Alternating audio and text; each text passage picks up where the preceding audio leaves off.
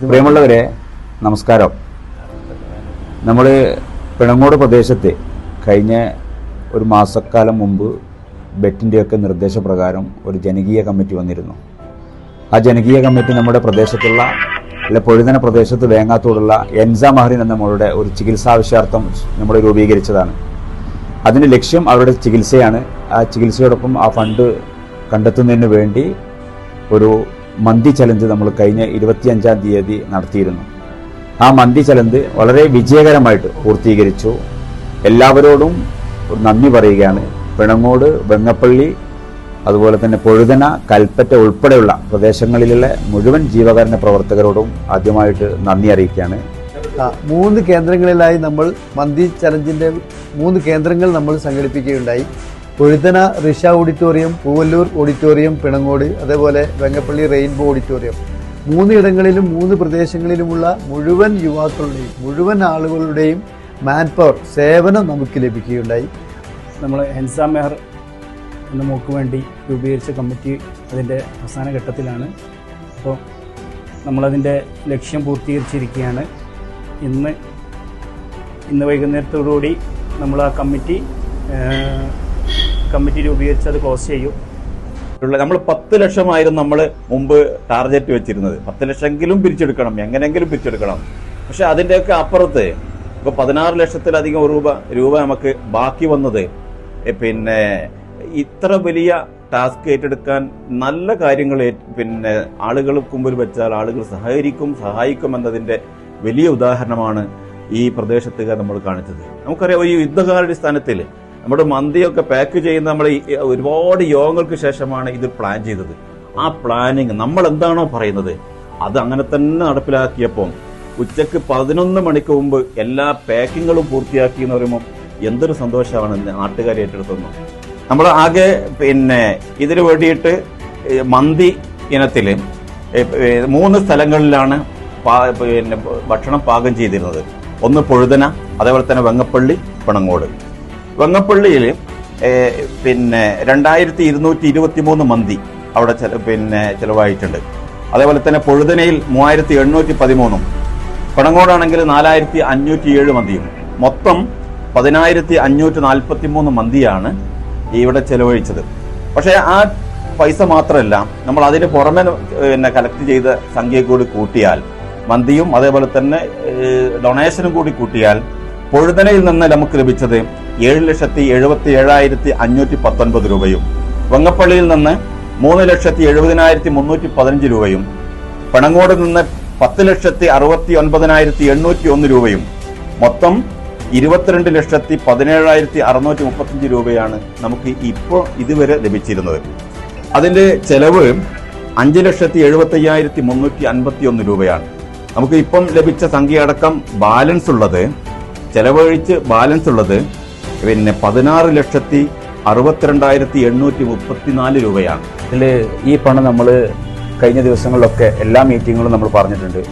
ഇവരുടെ ചികിത്സാവശ്യാർത്ഥം എത്രയാണോ ഒരു മാസം അവർക്ക് ചെലവ് വരുന്നത്, ആ ചെലവിനനുസരിച്ച് നമ്മൾ ആ കുടുംബത്തിന് കൈമാറണം എന്നുള്ളതാണ് നമ്മൾ ലക്ഷ്യം വെക്കുന്നത്. ഒന്നായിട്ട് നമ്മൾ ആ കുടുംബത്തിന് കൈമാറുന്നില്ല.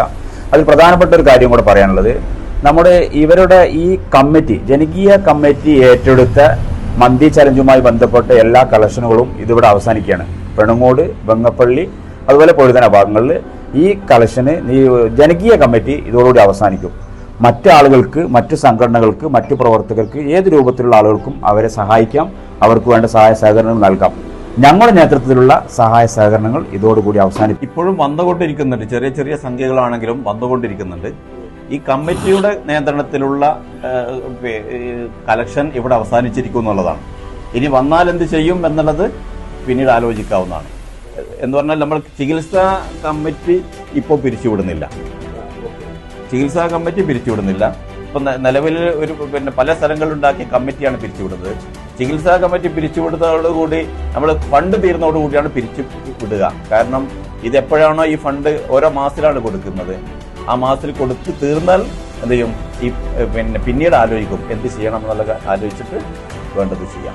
ഇവരുടെ തുടർ ചികിത്സ, ഇവർക്ക് ഫണ്ട് കൈമാറൽ, ഇവരുടെ ചികിത്സയുമായി ബന്ധപ്പെട്ട മോണിറ്ററിംഗ്, അത് ഇപ്പോഴുള്ള നിലവിലുള്ള വലിയൊരു ജംബോ കമ്മിറ്റിയാണ്. അത് നമ്മൾ ഈ 3 പ്രദേശങ്ങളിൽ ഇതിനോട് നമ്മോട് ആത്മാർത്ഥമായി സഹകരിച്ച പൊഴുതന, വെങ്ങപ്പള്ളി, പിണങ്ങോട് ഈ 3 പ്രദേശങ്ങളിലുള്ള ഏകദേശം ഒരു 7 അംഗ കമ്മിറ്റി ഇതിൻ്റെ മോണിറ്ററിംഗ് ചെയ്യാനും ഇവരുടെ ചികിത്സയുമായി ബന്ധപ്പെട്ട കാര്യങ്ങളൊക്കെ ചർച്ച ചെയ്യുന്നതിന് വേണ്ടിയിട്ട് ഇന്ന് നമ്മൾ ഇവിടെ രൂപീകരിക്കും. ആ കമ്മിറ്റിയാണ് മുൻപോട്ടുള്ള കാര്യങ്ങൾ മുഴുവൻ ചർച്ച ചെയ്ത് മുന്നോട്ട് പോകുക. അവരുടെയൊക്കെ ചികിത്സയെക്കുറിച്ചൊക്കെ വിശദമായ വീഡിയോസും കാര്യങ്ങളൊക്കെ നമ്മൾ മുൻപ് പറഞ്ഞിരുന്നു.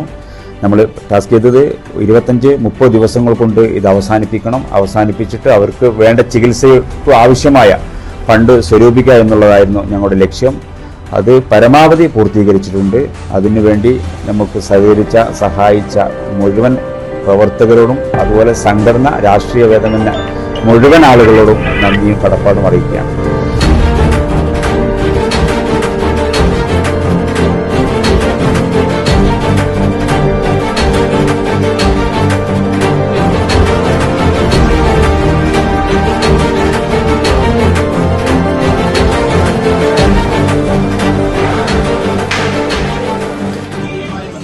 കാര്യങ്ങൾ നോക്കാനും അതിന്റെ സാമ്പത്തികവും അതോടൊപ്പം തന്നെ ചികിത്സാ കാര്യങ്ങളും നിയന്ത്രിക്കുവാനും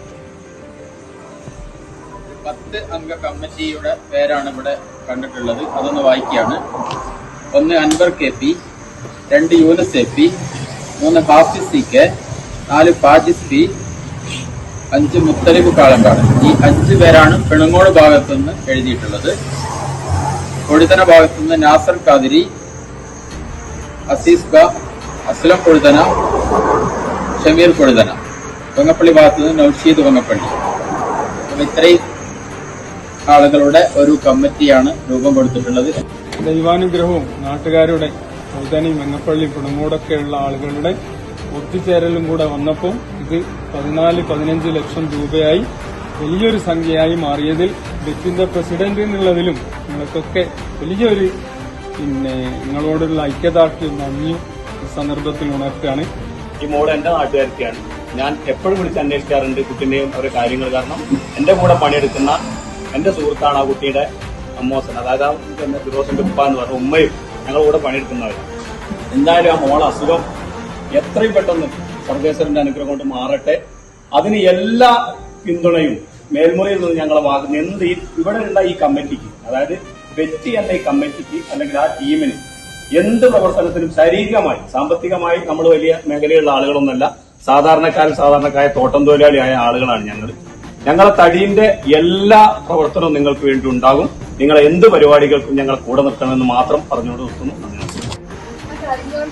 എനിക്ക് ചിരിക്കാൻ പറ്റുന്നുണ്ടെങ്കിൽ അതിന് കാരണക്കാരൊക്കെ നിങ്ങളാണ്. കാരണം എന്നെ എന്റെ മോളെ കാണാതെ എത്ര ഹെൽപ്പ് ചെയ്തത് എല്ലാവർക്കും വേണ്ടിയിട്ട് ഞാൻ പ്രാർത്ഥിച്ചു. എല്ലാവർക്കും വേണ്ടിയിട്ട്